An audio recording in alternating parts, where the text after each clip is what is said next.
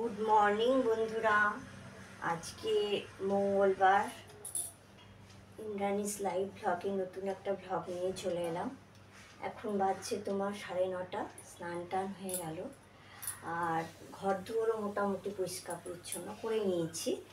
আর আজ তো রান্না বান্না বলতে তোমার নিরামিষ, আমাদের মঙ্গলবার নিরামিষ খাই, তো সে কারণে রান্নাবান্না সেরকম কিছু করিনি। আমি পোস্ত ভাতই করেছি।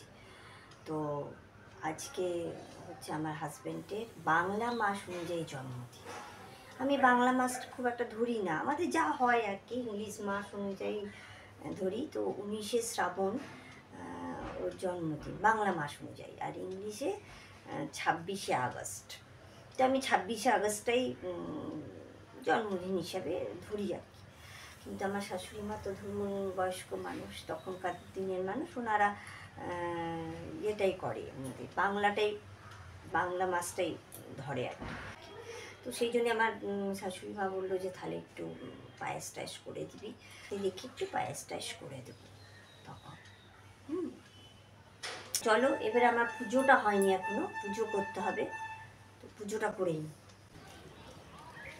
কি ভালো লাগছে দেখুন আজকে আবহাওয়াটা, এরকম পরিষ্কার পরিচ্ছন্ন না হলে কি আর ভালো লাগে গো। একটু একটু রোদও উঠেছে, দেখুন কি ভালো লাগছে চারিপাশটা।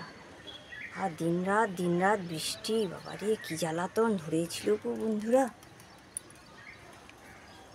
জয় মাতা, জয়। স্নান হয়ে গেল, দেখুন আমার গাছের অবস্থা। এই গাছটা পড়ে গেছিল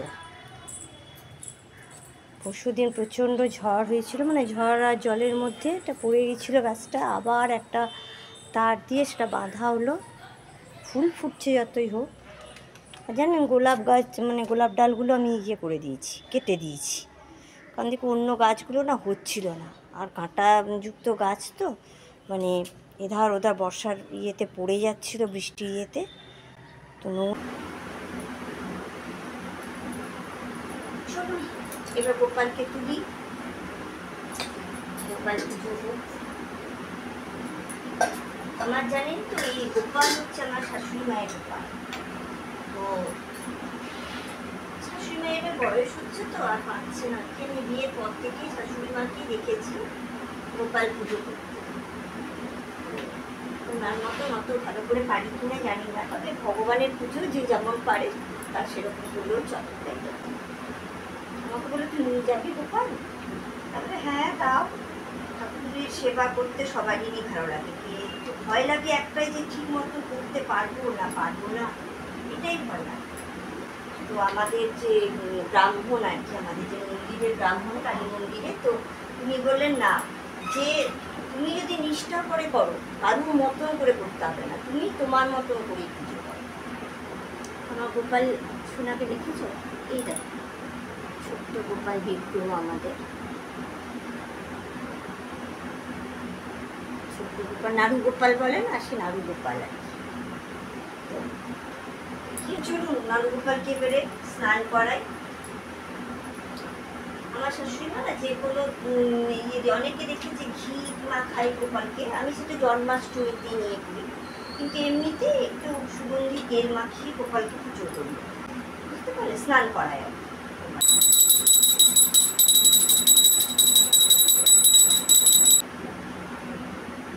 এই জামাগুলো আমি তো আগের বছর জন্মাষ্টমীর সময় কেনা, তো দেখি এবছরও জামা করে দিতে হবে। জন্মাষ্টমীতে চলেই এলো, ধরো করতে জন্মাষ্টমী ধরো 16 তারিখে, 10 তারিখে করে কিছু জোগাড় করবো আর কি। জন্মাষ্টমীতে বিশাল বড় সড়ো করি না এখানে, কারণ ভাড়া ঘরে এইটুকু জায়গায় কোথায় গিয়ে করবো বলো।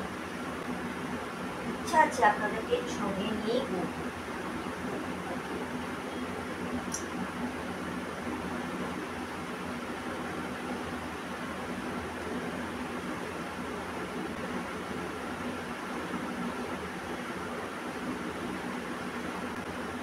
এমনিতে কিন্তু আমি জানেন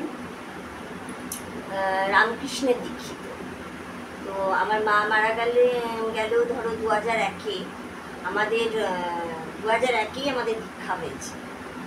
রামকৃষ্ণ মিশনে আমাদের দীক্ষা হয়েছে। তো আমরা রামকৃষ্ণের দীক্ষিত।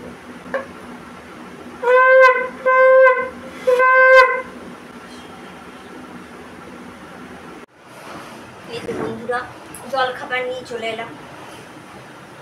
রুটি আর তরকারি, খিদে পেয়ে গেছে ভীষণ।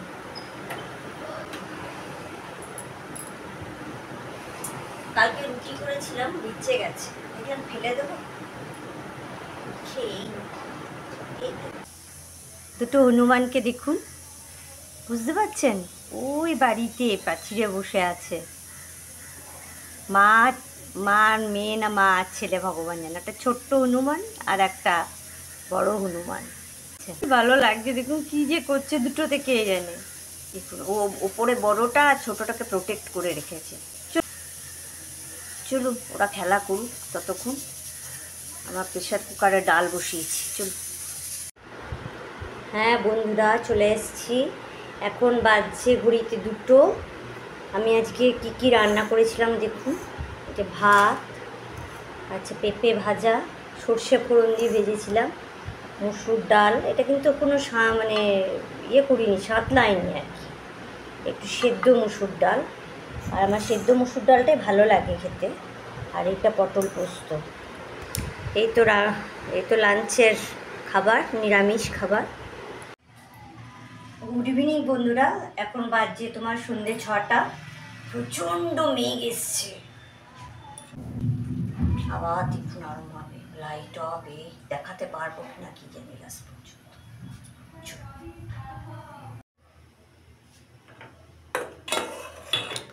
দুধটা কিছুটা হয়ে গেছে বুঝলেন, আমি ইয়ে করলাম,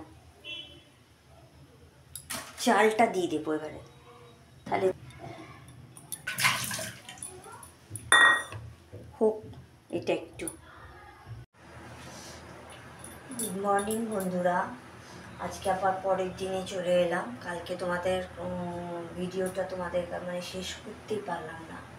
কালকে সেই পায়েস করছিলাম, পায়েস করতে করতে তো এত ঝড় বৃষ্টি, বাপরে বাপরে, সঙ্গে সঙ্গে কারেন্ট চলে গেল, তার সঙ্গে সঙ্গে এত বৃষ্টি, ঘর পর্যন্ত জল ঢুকে গেছে। আর না পাচ্ছি মোমবাতি খুঁজে, না পাচ্ছি।